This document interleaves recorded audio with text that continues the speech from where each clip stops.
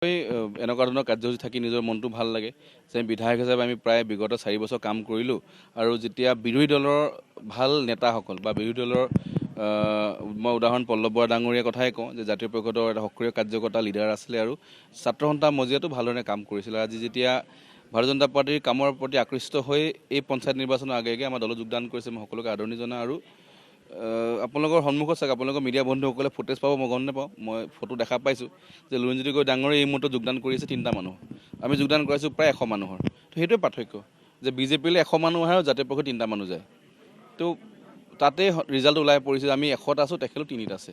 মই ভাবোঁ যে এই পঞ্চায়ত নিৰ্বাচনতো তেনেকুৱা ধৰণৰ ৰিজাল্ট হ'ব। আমাৰ ভাৰতীয় জনতা পাৰ্টীয়ে প্ৰায়বিলাক সকলো জেগাতে চুইপ কৰিব আৰু আগন্তুক সময়ত যি ধৰণে আমাৰ মুখ্যমন্ত্ৰী হিমন্ত বিশ্ব ডাঙৰীয়া, প্ৰধানমন্ত্ৰী নৰেন্দ্ৰ মোদী ডাঙৰীয়াই কাম কৰিছে, নাহৰকটা সমষ্টিলৈ হাড় কাৰখানাৰ পৰা লৈ নতুন ফেক্টৰীৰ পৰা লৈ গাঁৱৰ মানুহ অৰুণোদয়ৰ পৰা লাখপতি বাইদেউৰ পৰা ৰাস্তা পদূলিলৈ কাম হৈছে। মই ভাবোঁ 100% ব্যক্তিয়ে ভাৰতীয় জনতা পাৰ্টীৰ পক্ষত থিয় দিব আৰু তাৰে প্ৰমাণ আজি আকৌ যোগদান কাৰ্যসূচী ছাত্ৰ সন্থাৰ বন্ধুসকল, কংগ্ৰেছ পাৰ্টীৰ পৰা বন্ধুসকল, জাতীয় পৰিষদৰ পৰা বন্ধুসকলে যোগদান কৰিছে।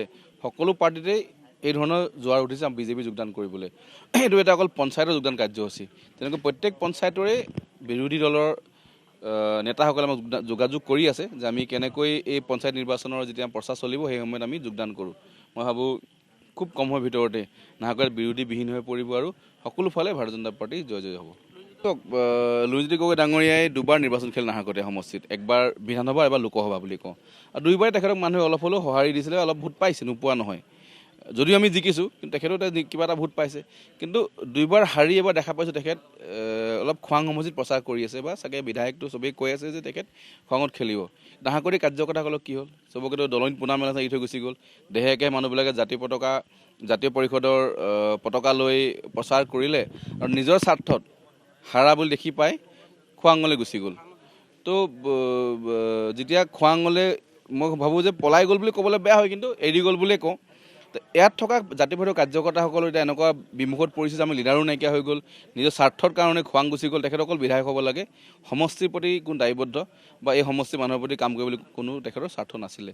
সেইকাৰণে জাতীয় পৰিষদৰ বিশেষকৈ কাৰ্যকৰ্তাসকল সকলো নিৰাশ এতিয়া যে আমাৰ লিডাৰে আমাক এৰি থৈ, আমাক দলনিত পোলা মেলা আছে এৰি থৈ পিনে আজি খোৱাঙলৈ গুচি গ'ল। সকলোৱে ভাৰতীয় যোগাযোগ কৰি আছে। মই ভাবোঁ যে আগন্তুক সময়ত যেনেকৈ জাতীয় পৰিষদৰ উত্থান হৈছিলে তেনেকৈ পতনো হ'ব আৰু সকলোৱে ভাৰতীয় জনতা পাৰ্টীত যোগদান কৰিব। আমি সকলোৱে একত্ৰিতভাৱে হৈ আমি আগন্তুক সময়ত নাহৰকটীয়া উন্নয়নৰ কাৰণে কাম কৰিম। লুৰিণজ্যোতি গগৈ যে নাহৰকটীয়া সমষ্টিত আছে সেই কথাটো আচলতে মই নাভাবোঁ।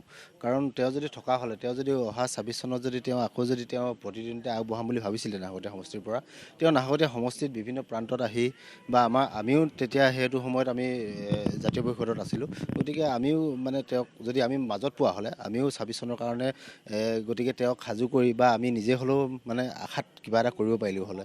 গতিকে আজি বৰ্তমান সময়ত তেওঁ খোৱাঙত ক'ৰবাত খেলাৰ কথা মানে আলোচনা হৈ আছে। গতিকে আমি চৰম অনিশ্চয়তাত ভুগিছোঁ। আমি যেন আমাৰ পিতৃহাৰা এটা দলত যে আমি যে কামখিনি কৰি আছোঁ, গতিকে পিতৃহাৰা মাতৃহাৰা হোৱা যেন অনুভৱ হৈছে। গতিকে এইখিনি মুহূৰ্তত যিহেতু তৰংগ গগৈ ডাঙৰীয়াই সুদক্ষ এজন আমাৰ বিধায়ক আৰু আমাৰ কাৰণে গৌৰৱ, তেওঁ আমাৰ সন্মানীয় মুখ্যমন্ত্ৰী ডাঙৰীয়া নিচেই ঘনিষ্ঠ। আৰু গতিকে আমি নাহৰকটীয়া সমষ্টিবাসী হিচাপে অনাগত দিনত আমি যদি আমি নাহৰকটীয়া সমষ্টিয়ে তৰংগ গগৈ ডাঙৰীয়াক আমি আগবঢ়াই দিব পাৰোঁ, অনাগত দিনত আমাৰ নাহৰকটীয়া সমষ্টিয়ে পাবলগীয়া বহুত আছে বুলি মই ভাবোঁ। নিশ্চয় অথাসাগৰত মানে আচলতে আমি সেইখিনি অনিশ্চিত হৈছোঁ। আচলতে অকল লুৰিণজ্যোতি গগৈ বুলিয়ে নহয়, নাহৰকটীয়া সমষ্টিত তৰংগ গগৈ ডাঙৰীয়া অহা 26 চনত আৰু 8 মাহ আছে ইলেকশ্যনৰ কাৰণে। গতিকে এইখিনি মুহূৰ্তত তৰংগ গগৈ ডাঙৰীয়াৰ লগত প্ৰতিদ্বন্দ্বিতা আগবঢ়াবৰ কাৰণে বৰ্তমান সময়ত অইন কোনোবা প্ৰাৰ্থী আছে বুলি মই নাভাবোঁ। আৰু আজি প্ৰণতি ফুকন ডাঙৰীয়া আছে, বিগত দিনত তেওঁৰ কৰ্মৰাজিক আমি দেখিছোঁ আৰু আমি সেই সময়ৰ প্ৰতিচ্ছবি আৰু এই প্ৰতিচ্ছবিৰ মাজত সম্পূৰ্ণ পাৰ্থক্য আছে। গতিকে আমি সেইখিনি ক্ষেত্ৰত আমি জোখ মাখ কৰিছোঁ আৰু আমি সকলোৱে সমাজ সচেতন এজন ব্যক্তি। গতিকে আমি সকলোৱে বিচাৰ বিবেচনা আমাৰ নিজৰ আছে।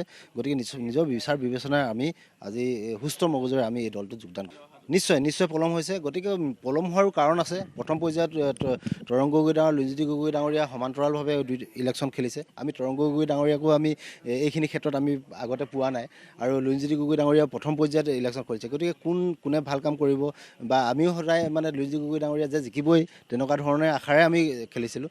গতিকে সেইটো সময়ত তেওঁ পৰাজয় বৰণ কৰিলে আৰু বিগত দিনত আকৌ সৰ্বানন্দ সোণোৱাল ডাঙৰীয়া আৰু লুৰিণজ্যোতি গগৈ আমাৰ মাজত ৰাজনৈতিক যুঁজখন হ'ল, সেইখিনিতো আমাৰ সৰ্বানন্দ সোণোৱাল ডাঙৰীয়াই জয়লাভ কৰিলে। গতিকে এইখিনি ক্ষেত্ৰত আমি আচলতে এটা আশাত থকা নিচিনা হৈছিলে, যাৰ এতিয়া আৰু সেই আশাটো আমি যে কেতিয়া আমাৰ আশা নাই। গতিকে সেইকাৰণে আজি আমি আমি বিজেপি দলত যোগদান কৰিছোঁ। যিকোনো খবৰৰ বাবে যোগাযোগ কৰক 7099017330 লগতে 7099017110 নম্বৰত।